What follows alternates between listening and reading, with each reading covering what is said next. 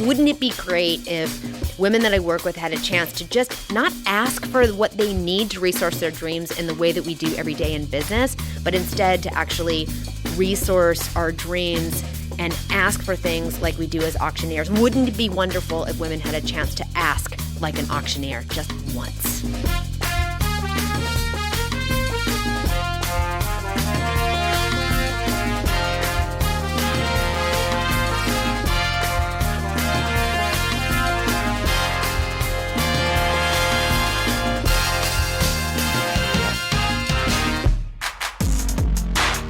Hello, everyone, and welcome to the Dia Bondi Show, a big podcast for women with goals. I'm Dia Bondi, and I am on a mission to put more money and decision-making power in the hands of women so we can change everything for all of us. And I'm doing it by helping women ask for more and get it, and importantly, use asking as a success strategy. That's kind of a bolt-on, but for a reason. So I'm here to talk about all things that have to do with asking for more and getting it, and what it takes to do that, and also the places where we can ask for more and get it so we can reach our goals faster. Now, if this is episode 2, and many of you, if you'd listened to episode 1, you met a woman named Laura Finnerty, who at that time was my on-air producer. And turns out, guess what Laura did last week? Laura, between recording episode 1 and episode 2, Laura Finnerty asked for more and got it. And now she's taking a big job with a big brand that doesn't have a lot of room for her to do extra freelance stuff. So Laura has moved on already, and big snaps for her. Congratulations to Laura Finnerty as she moves into closer to and toward her goals. But what's really actually kind of cool about this, while I say farewell and great luck to you, Laura, is that I now have a chance to introduce to you, all you fabulous listeners, Arthur Leon Adams III, who will now be our on-air producer. Arthur, say hello. Hey, everybody. So great to have you with me today and with all of us. And I just want to give folks an idea of who this guy is. So Arthur Leon Adams is a filmmaker, composer, and a performer in his own right. And as I've written on these notes to myself, he is in fact the epitome and the embodiment of cool. So Arthur has been, he's played in lots of bands over the course of his life. As a composer, he has built great audio tracks like the one that you hear on this show for awesome and for awesome brands like Mozilla, the makers of Firefox, T-Mobile, and Motorola. And he's also done a fair bit and continues to do a fair bit of directing, both for commercials, for brands that you know and love, but also for music and music videos, which is a big part of I Know Where Your Heart Lies, Arthur. I'm so thrilled to have a legit creative be bringing his ear and his talent to this show. I'm so happy to have you here, Arthur. Well, I am super happy to be here. So I have to say also there are that's sort of your resume-y kind of stuff, but I have to say that there are some really specific things that I really love about you, and I want our listeners to love about you too. And they won't have a chance to experience you in the same way I do, but folks need to know that there are 3 things that really stand out about you for me. Okay. And I want to share them. Are you feeling weird and nervous? No, not at all. I'm actually very curious to hear what they are. Well, they all kind of rhyme, weirdly. Okay. So the first one is what I love about Arthur is that he curates. You curate like a boss. I mean, whether it's your record collection or those set of guitars that are sitting right behind you as I watch you on our Zoom recording for this podcast, you curate like a boss. And Arthur and I shared an office space in Berkeley for a handful of years. And so also your space in our office was very well curated.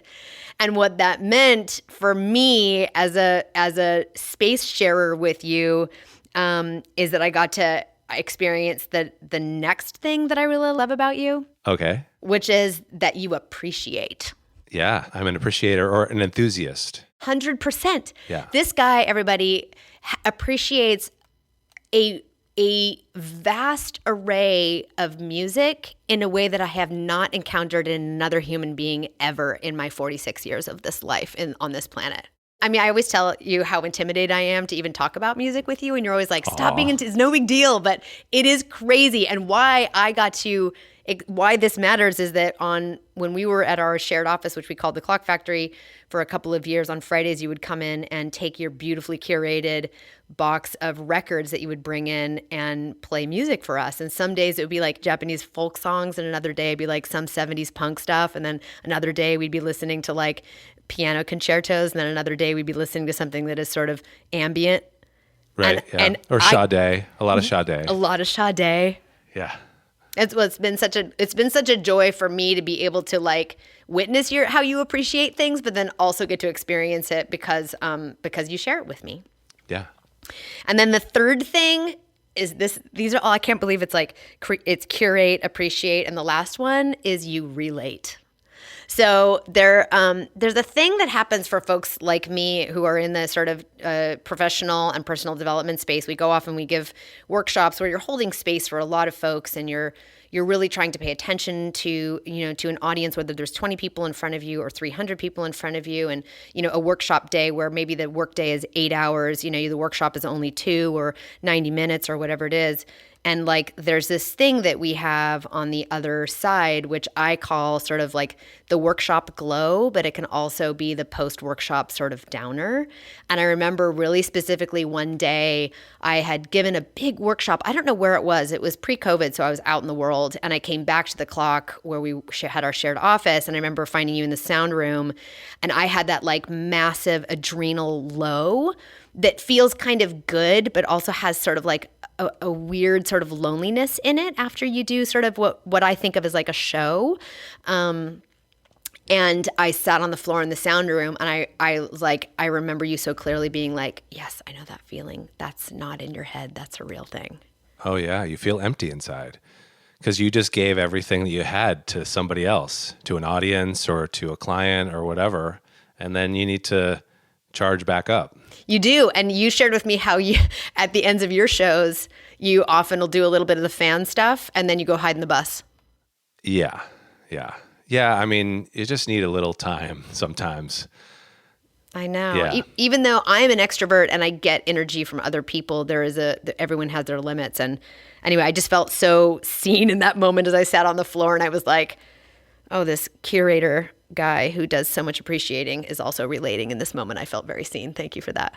Oh, well, you're welcome. So I'm going to say why you're here at the Dia Bondi show is because you are somebody I respect in the world. We've had some great creative collaborations in video production and beyond. And also you were the composer for the music for this show. I remember when I first concepted the show, I was like, hey, I don't want to go and get it off a shelf, that the vibe of this needs to be a big podcast for women with goals. And who better to understand that and deliver that into the ears of you listeners than Arthur Leon Adams III. So he was a composer on this. And also, because we shared that office for so long, when I first concepted also the idea of Ask Like an Auctioneer, which is sort of the origin story of this podcast, you were there the whole way. You saw the first time I was like, guys, I have this weird idea. Yeah. I remember when you came back from Auctioneering School. Yeah, that's right. So yeah, it's kind of fun to be able to be on this show with you that is an outcome of those 2 years of exploration into this content, and that we get to be here together working on this thing that I hope will get into the ears and lives of a lot more women, in coming episodes. So I'm stoked for that. Yeah, I'm excited. So that's a formal introduction and kind of long, and yay for that. It deserves it. And so we're sitting here on a Friday afternoon recording and heading into the weekend. Do you have any special plans coming up? I mean, it's middle of COVID. What kind of special plans could we possibly have? Yeah. I just went and bought a bunch of containers yesterday, and I'm going to organize a bunch of stuff in the garage. It's great. It's great. I have since COVID hit, I'm a mom of 2, married to a man that I've been married to for almost 21 years. And I have to say, we have never had more blank slate weekends than we have now. And I'm actually really enjoying it. My daughter and I are doing a thing we call confidence reading. So we both have books that are sort of like centered on, things that we're working on in our lives right now. And she's 10 and I am not. And we sit on the bed in the mornings and have coffee and tea, and we do quiet, what we call confidence reading, and talk about what we're reading together. So that'll probably be on deck this weekend. Nice. So yeah, I want to also say that, like, for those of you who are listening, you may hear me sometimes call Arthur Leon Adams III Baby Arthur or Baby A. And that is because he is nothing like a baby. But when we were together at the office, we shared our office space, there were two Arthurs in the office. One who was a silver fox and in his 60s, and then Arthur who is not. And we had to nickname them. And so Silver Fox Arthur was actually Big Arthur, and Arthur Leon Adams ended up being Baby Arthur, and it kind of stuck. And so if anybody's listening, hears me refer to you as Baby Arthur or Baby A, it is only a term of endearment. Oh yeah, and I take it as such. And thank you for the flattering introduction. But now I wanted to turn to you and find out what's on your mind. Well, I have to say, I listened to the first episode and I was shocked at how fast I spoke. Like, even today, how I'm sitting up recording, I'm trying to lean back in my director's chair and be a little bit more relaxed because I was jamming like a boss last time. And I was reflecting on why that is. And it's because for you listeners, most of the time, like, this is a brand new podcast. And most of the time when I'm talking to women that I want to help, help them get to their goals faster, it's in a keynote or a workshop form where I have like exactly 25 minutes and this is my only chance with that audience. Or I have exactly 45 minutes and there's a countdown clock in front of me, whether I'm giving a talk, virtually and in the past live, there's a huge countdown clock that tells me exactly how much more time I have with my audience. In a workshop, it can be 2 hours, but still 2 hours, is full of content. And it's the moment I start, the clock starts ticking backwards. And so I'm always putting the heat on it and being really strategic and like not wasting a word and jamming through it. Not that I'm always rushing, but there's a little bit of pressure on it, And I forget that, like, here at the Dia Bondi show, I don't have to do that because we always have another episode where we can talk about the other thing.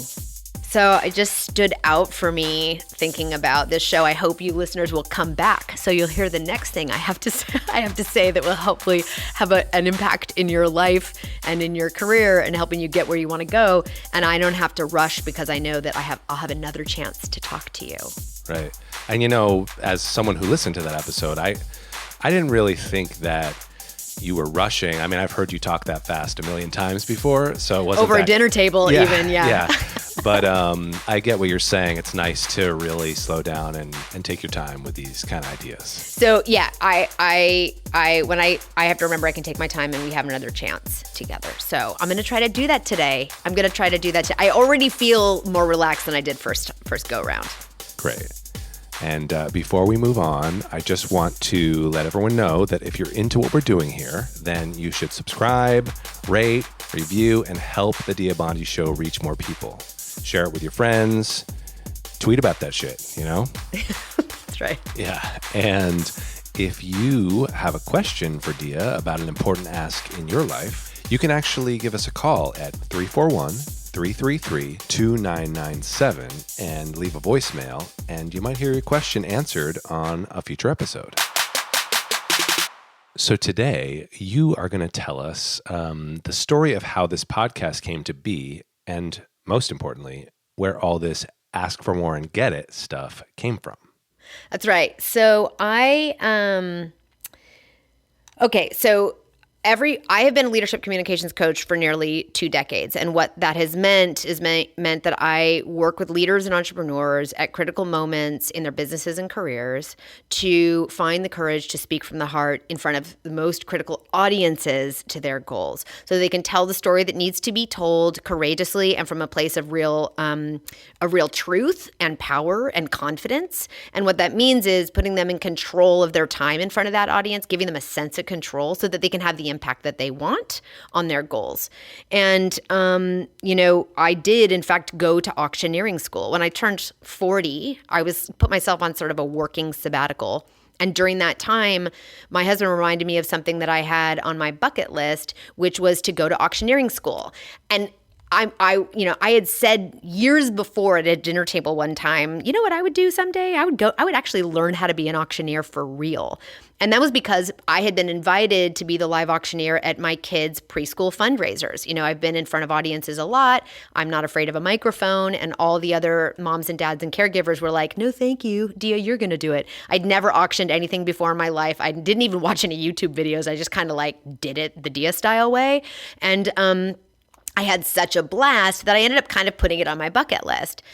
Well, years and years later, when I put myself on that working sabbatical, my husband reminded me when I was thinking, what do I want to do? I want to learn something. I want to do something kind of weird, and just not just, do deep, more professional development. I want to go on an adventure. And he reminded me that I had that on my bucket list. And so I packed my bags and I went to Missouri and I went to auctioneering school for 10 days. It was me and 100 cowboys on the side of Route 66, literally at a Holiday Inn Express, learning how to auctioneer everything from art to real estate to hogs. And when it was 10 days with those guys and those instructors, there were probably 100 cowboys and then 4 other women. And when I was done with that, I was like, okay, that was fun and interesting. What am I going to do with this? And when I got home back to San Francisco, I realized, I could use it as an impact hobby and do fundraising auctioneering for fun for women-led nonprofits and nonprofits that benefit women and girls. And so that's what I started to do. I got hooked up with an auctioneering company here, actually, who sent me gigs. And I had a great privilege to do auctions for places like the Oakland Museum of California and San Francisco Girls Chorus and for Baycat and for Dress for Success and a lot of nonprofits that no matter where you're listening from, at least in the United States, are maybe recognizable to you. And so that was great. But one day, I'm a CEO activator. I'm part of this activator community where we activators come and pool their money together, and then we open applications for women-led for-profit businesses to apply for those funds, early stage funds. And if we select them, we vote on them, and when we select them, they get a 0% loan, 2-year 0% loan out of that pool of money, along with the support and enthusiasm and networks and resources of all the activator community. We make sure those women are successful. And so I, during that time, was really on my radar, helping women entrepreneurs and also women who are sort of out on their own terms, either as freelancers or women who were out as independent professionals to do life and work on their own terms and help them get on the stages and be successful on stages that really matter to their goals. One night I was falling asleep thinking about, wanting to help women be more successful in that way with the talents that I had. And it just hit me that, what would be really interesting? It'd be really interesting if what I've learned for the last year and a half auctioneering about how to actually resource a thing with asking. How wouldn't it be so cool if women that I work with for their stage moments had a chance to put on a beautiful outfit and hold a powerful microphone and stand in front of a big audience and learn how to auctioneer just once to see what it feels like to really ask for things directly, unapologetically, but strategically, and to see what it's like to do a rapid fire, negotiation or a rapid fire request and have that pay off in a way that is really clear that they hadn't left any money or opportunity on the table. Wouldn't it be great if women that I work with had a chance to just not ask for what they need to resource their dreams in the way that we do every day in business, but instead to actually resource our dreams and ask for things like we do as auctioneers? Wouldn't it be wonderful if women had a chance to ask like an auctioneer just once? And I was like, oh my God. And I flipped on the light and I wrote it down on my bedside table, and I was dreaming about it all night that night. What does it mean to ask like an auctioneer? And really, really quickly later, the next week or two, I realized I needed to do something with it. And I didn't actually want to open an auctioneering school for girls. That's not what it was about. It was about how do I take what I've learned in auctioneering and apply it, the mental models and tools and frameworks from that world, and apply it to how we think about storytelling and asking for things for our careers and businesses, our practices, for our goals. And a couple of weeks later, I was invited to give a little talk about personal branding or something at a small women's group in Silicon Valley. And I was like, no, I don't really do that anyway, but I have this wild idea called Ask Like an Auctioneer. And I need like a, what do you call it? Like a petri dish. I need like I need a lab to see if it works, if these ideas work. And so I pitched the woman who invited me, and she said, sure, oh my gosh, that's great. So I got in a room with 65 women, and I gave a 20-minute talk about the core ideas here and how actually when we ask like auctioneers, we inevitably get more than if we ask like we do in our regular business lives. And I told everyone in the room, at the end of this 20 minutes, your job is to tell me if this is crap or if I should keep going. And at the end of that those 20 minutes, those 19 remaining minutes, women raised their hands. They were like, oh my God, keep going. There's so much more I could talk about, but I'm going to hold back. So I started chatting with folks in my community about, guys, I have this crazy idea. I think it's just a keynote right now.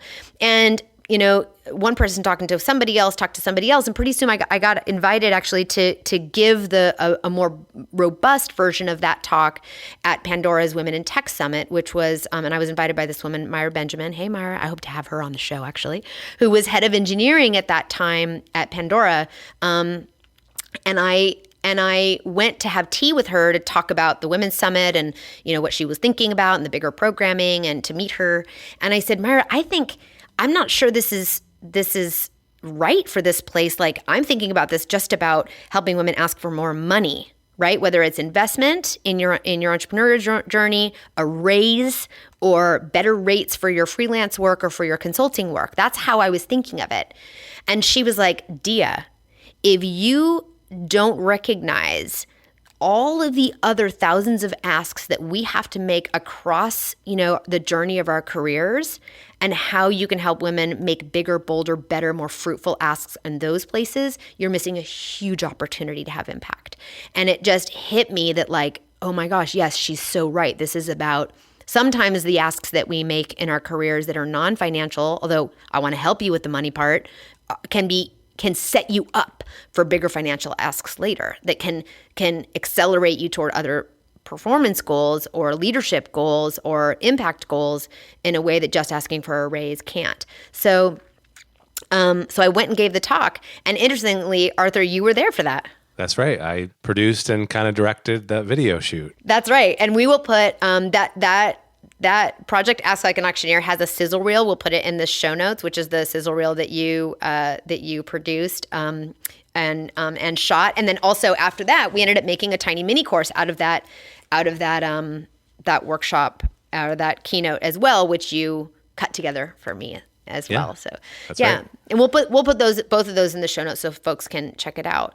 Well, one thing led to another, and pretty soon what I thought of as a project, Ask Like an Auctioneer, started to get some momentum. And I was asking myself, what's going on here? What is my actual why behind what I'm doing? Because I was getting those questions. What is it that you're actually doing? What's the why behind this? And my why, I realize, is, I want women to ask for more and get it and not leave money and opportunity on the table, because ultimately I want to help put more money and decision-making power in the hands of women, because when we do that, we change everything for all of us. A little shout out to Lorena. This woman, Lorena, was in that very first talk I gave to that women's group, those 20 minutes. I never met her. And she kind of left out the back and never asked a question or anything, and used these core ideas to, in a matter of like 18 months, double her salary and triple her role. And now she runs all of operations and recruiting for an augmented reality gaming company, where, a space that is gaming has traditionally or been fairly hostile, at least in the earlier days, toward women. And her just running, recruiting from her lens as, as a mom, as a Latina, as a woman, changes the game. She doesn't have to do anything. She just has to be herself. But in that position of authority, she's changing things for all of us.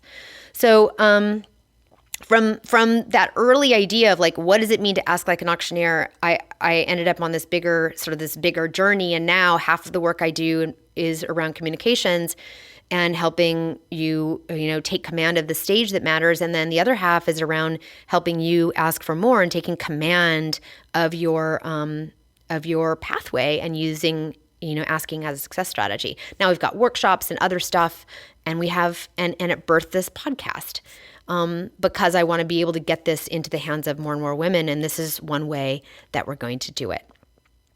So that's really like the story of how we kind of got here. And it took a long time, all this story about like overnight success. And then they were like, 2 months later, they had all these audiences. And then this has been cooking in my heart. It cooked in my heart for 6 months. And then, I sampled around and tested it for another 6 months. And then I turned it into something formal and said it to people for 6 months. And, it's been a while. So now that it's, a thing, Ask for More and Get It with Dia Bondi is a thing. I have had hundreds of women come through my workshops and keynotes, and now hopefully hundreds of women or more, thousands of women. My goal is to reach 1 million women with this content. Have come through, and they've been women who are not just, on a career track in-house or not just, defined as entrepreneurs, but I've had women who are coming through, who are running through for office, women who are, inventing things, women who are leading teams internally, women who are looking to change their own life and put themselves on a new path. I've had women who are, serving on boards, running nonprofits. I'm pretty agnostic to like the field. It's about if you've got a goal and a vision for yourself, I want to help you get there faster. So here we are at the Dia Bondi Show. Welcome, everybody.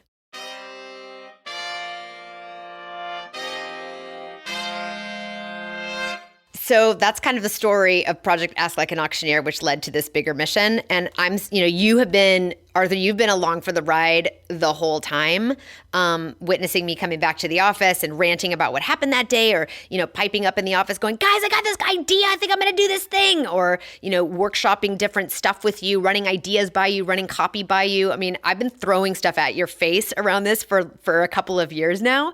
I'm super curious, in those couple of years, are there any particular moments along the journey that stand out for you? I mean, there's lots of little moments. I mean, I remember when either before you were going to go to auctioneering school or right after, and you showed me the video. There's a documentary about it, and I think this was before you went, and you were super psyched up on it. And then you went and you came back and you were super psyched up on it and talked about it. And it's like every little step of the way, I was around for, kind of. Yes. And it's been really, really interesting to be, to dip in and out of being involved and just being in the periphery and seeing how it's grown from this little thing that you were going to do kind of for fun and into this amazing, inspiring career path. It's kind of surprising to me how it snuck up on me. It's like it needed to live, and I'm just kind of like bringing it into the world. The parts that stand out for me was actually when we went to Pandora that first time. I remember we went for like a pre-pro because we were going to shoot it and take some testimonials and stuff, which you all can see on the video if you click in the show notes. And I remember afterwards we went out for noodles. Do you remember that? Oh, yeah. I remember that in Uptown. Yeah. Yeah, in Oakland. And I remember sitting there we were just slurping noodles. We went out for udon or something. And I remember thinking oh my God, these are my friends. And they're totally helping me do this. That stood out for me. That kind of stands out. I remember that. Yeah. That kind of stands out for me for one. The other thing that stood out for me was the story I mentioned a minute ago when Myra looked at me and she was like, if you're not helping us make every ask, even, outside of just money, you're missing the boat. And she could not be more right. Looking back at those, that year and a half where I've talked to all these women, it's true that, the categories of the asks that our asks fall into they are money, but they're also, as I said on the first podcast, authority, influence, and balance, undeniably. You can have a Zofo that you step into about anything. You really can, and we will talk about the Zofo soonly. We will talk about the Zofo soonly. Spoiler alert, #Zofo. Yeah, well, I guess it's a completely, see people, he's an insider, if there's such a thing. Not to be exclusive, but he's got all the language. It's so exciting for me. So I think for today, that's what we're going to do. For episode 3, I think we have slated, because this is partly we're going to have some talent in here to give us perspectives on the things that we can ask for more of and how we might ask for more of in our lives. We already have slated Shasta Nelson, who is a friendship expert. She'll be in one of our upcoming episodes, but also this is part call-in show. And we actually got a voicemail from somebody who's been in and around this content with a question. So in episode 3, if you have time, tune in and you're going to hear us play that, and I'll get to workshop that question that we got. But for now, I think I've told the story. What do you think? I think you have. I consider this episode a success. Okay, everybody, we're going to see you in the next episode. Arthur, welcome to the show. Bye, everybody. The Dia Bondi Show is a production of Dia Bondi Communications and is produced by me, Arthur Leon Adams III. Please like, share, rate, and subscribe at Apple Podcasts, Google Podcasts, Spotify, Stitcher, or wherever you get your favorite podcasts. Do you have a question for Dia about an important ask in your life? Give us a call at 341-333-2997, and maybe you'll hear your question answered on a future episode.